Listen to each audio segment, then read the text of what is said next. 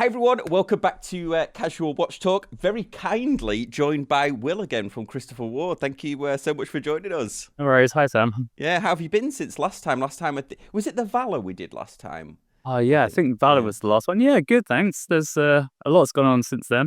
It's been a busy year, but we're getting to the end now. So looking forward to a little bit of a break. Today we are looking at the new Moonphase watch. I had previously reviewed the 40mm Moonphase on the channel, and you've just released a new 37 version, which we're going to talk about today. Just a little bit of housekeeping. I've got both. You very kindly lent me both watches in all of the footage that we'll be showing today. Wrist shots, my wrist is 7.2 inches, all the wrist shots and everything are being provided by me in real life rather than stock images. Thank you for sending both of those over in the new smaller boxes as well.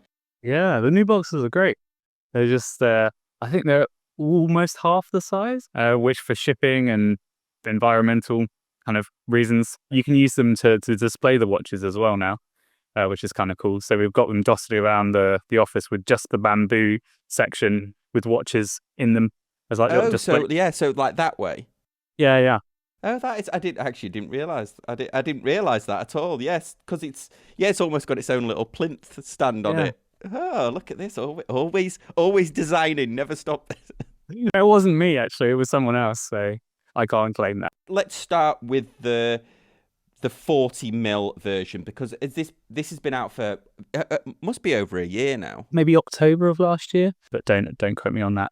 So yeah, it's been out a little while now. I presume it's been very well received because now we're getting a new version. Oh, it's gone fantastically. We had the big spike when the Moonglow came out, and that has always been a watch that's sold really well, even if we didn't talk about it. We were kind of looking to bring something additional to our Moonphase offering.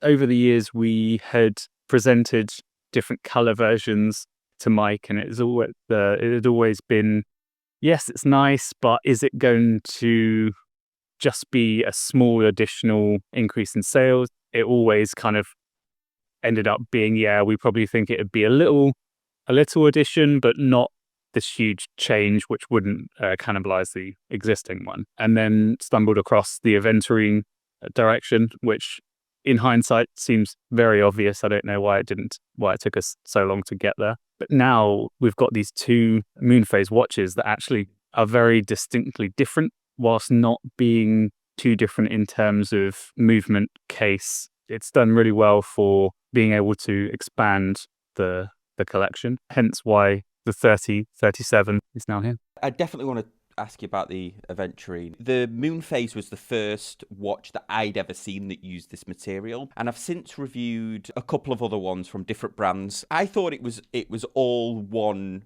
material, but there's distinctly different looks, isn't there? Like the Aventurine that you use, it seems like it has a lot more inclusions in it. Am I right in thinking it's a glass? Yeah, and so it's a man-made material, so it kind of depends on who's making it and their process, and there's definitely some variance. We chose to go for something that had more sparkle to it, basically. Something that because we chose to take everything off of the dial, we kind of wanted something that then replaced that in terms of, we didn't want to go for an Aventurine that was kind of a little sparse and could look really dark at times. We wanted something that was kind of really punchy. So that's the reason that we went for the Aventurine that we did. I don't know if we spoke before about the process of why we ended up going for no markers on the Moonphase itself. So the first version that we designed had full markers, just like the Moonglow. It looked fairly clean in terms of in 2D, but then we got a sample, and that match with the Aventurine was actually, it just didn't work. And at the time, we had the moon disc behind was in just a flat blue rather than Aventurine also. So we kind of took the decision, actually, we didn't need the markers, and that meant that we could make the moon disc in Aventurine as well as the top dial. So as you were saying, the Aventurine is a glass, so there's a minimum thickness that the dial and the disc can be, which is almost a millimeter thick. So if you stack two on top of each other, you're obviously adding thickness to the watch.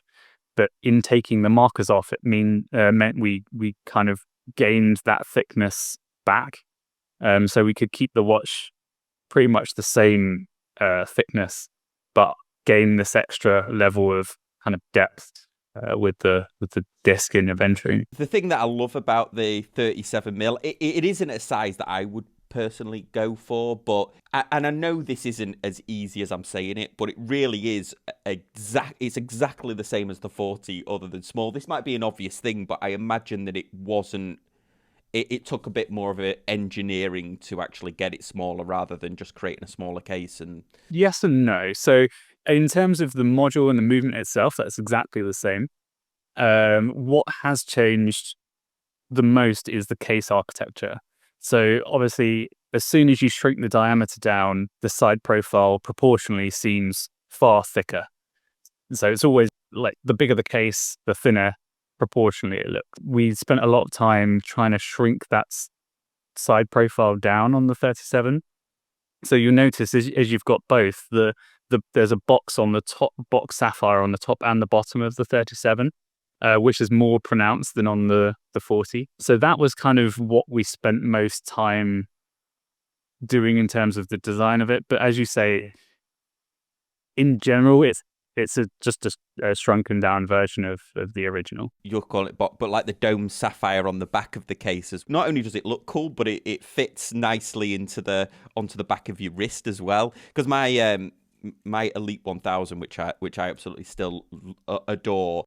The case back is domed. The sapphire isn't domed, but the case back is domed, which means it wears nice. Whereas this one, the sapphire itself is domed, and because sapphire is warmer than metal, it feels quite nice on the wrist. So now we need to talk about how you actually get the Moonphase to look like the moon. So we're really, really lucky. We have a great partnership with a company called Xenoprint. Their offices are a 5-minute walk from our atelier in Biel, and we've worked with them for quite a while. So they specialize in luminous material. They've created something called Globalite, which is mixing of this superluminova and ceramic.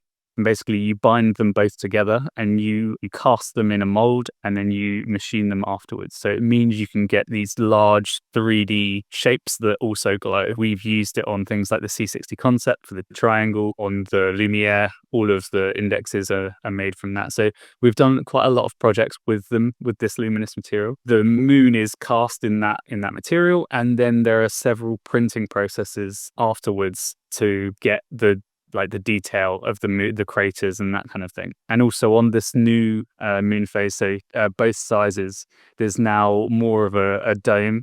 You can kind of notice it on macro. The original Moonglow had quite flat moons, whereas this one has these ones have more of a dome. It's just a small thing, but we kind of felt like it made it feel just a little bit more realistic. To see this watch in person, to see it look like an image of the moon, I think if it had just been a solid block of loom, it would have been too much. The fact that it's got that variance to it, in contrast to the minimalist look of the rest of the watch, I think is one of my favourite things that I liked about the first edition of. So something else that we did for these moons also, so the originals, the moons glowed green, which at the time was what we could do, and it was great. But coming to redesigning the moon glow and then bringing out the Moonphase, we basically said, well, a green glowing moon is obviously, if we're going to go for realism in the daytime, we should try and go for realism in the nighttime. And so we used the white glow loom. It's still got a bit of a blue tinge to it, but it's a lot closer to the reflection that you get off the actual moon. And this Moonphase is using the JJ04, which is based on the Solita, but with the extra module on it. Adding these modules to the Solita is similar to what you did with the Belcanto, wasn't it? With the Exactly. JJ01, it's just as different. Yep. Yeah, so it's kind of like one of our core strategies. So we've got the standard Solita line, so like the Sealander and Trident and that kind of thing. And then we've got the modules that usually sit in the middle, which are Solita based, and we add as few components as possible to add new functionality to them. So that's kind of the beauty of the modules, is you can keep it very simple. You can add very few parts, which means the jump up in cost isn't huge. But you can add this new functionality, and then above that is SH21 and in-house. So we've kind of got these three different levels, and the modules is something that we've done for quite a while, and we definitely intend on carrying on doing. Even though it looks like a more dressier watch, it's still got some like tool watch elements with like brushing and polishing to it as well. Is this a variant of the light catcher case, or is this its own version? Yeah, so it's kind of we kind of took the original Moon Glow case, which was very round, all polished, kind of very, very dressy, and kind of mixed it with the light catcher that you'd see on the Tridents or the Sealanders. And we kind of did a mixture of both. The reason for that is the dial is very, as you say, it kind of sparkles a lot and it's quite showy. And we felt that if we then added a full polished case to that, it might feel it was a bit too much, a bit too shiny. And so that's why we went and kind of did the mixture of brushed and polished. Is this the second watch that was nominated for a GPHG, the first being the Belcanto, which won? And this unfortunately didn't win, but it got nominated in the category. Yeah, which we're super proud of. Luckily, we won on the Belcanto for the first try, but just to get nominated again, it felt like another great achievement. Going in, looking at the competitors, seeing that there was the Aventurine planetarium also, and there was kind of the competition was very, very high. We were disappointed that we didn't win, but we also weren't expecting to win. It was kind of nice to go. So a few of us went to the award show. It was kind of nice not having any pressure or just getting to enjoy it. But we're kind of hoping that we continue to get nominated for GPHGs for things we're doing.